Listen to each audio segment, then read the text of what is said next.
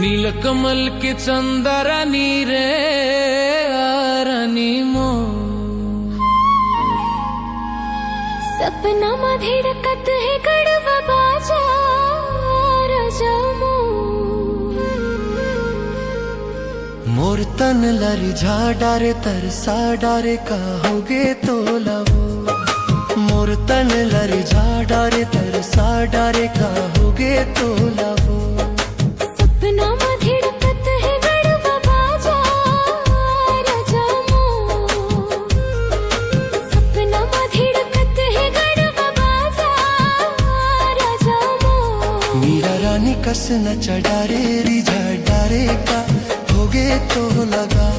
मीरा रानी कस न चढ़ारे रिझा डारे का होगे तो लगा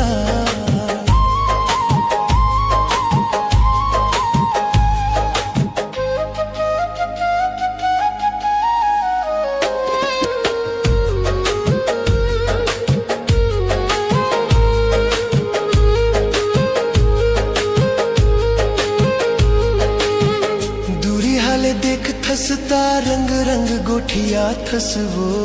तीर माँ के तैल जा थस नहीं नहीं कही के तै बहाना बना थस रे सपना मल के तै हंसा थस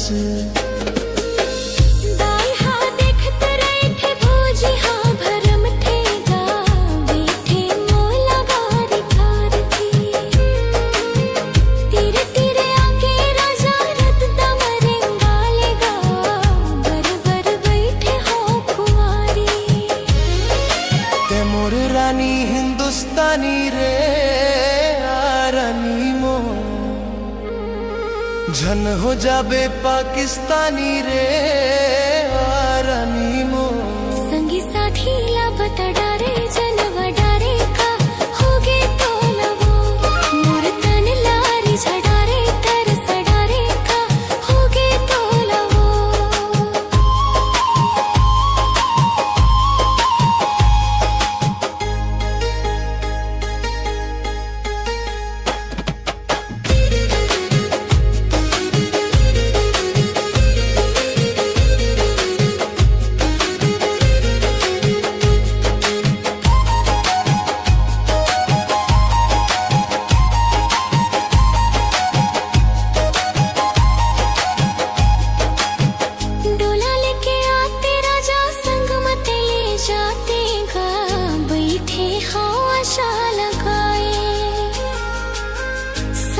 जन्म के तोला में हाँ पाते उगा रखते वे नैने न मालुकाए तो महल भीतर के बड़े घर के बेटी हो मैं हर गरीब हाँ किसान सुते बसे के बेरा सुरता तोरे आते रे मन हर होते अनाता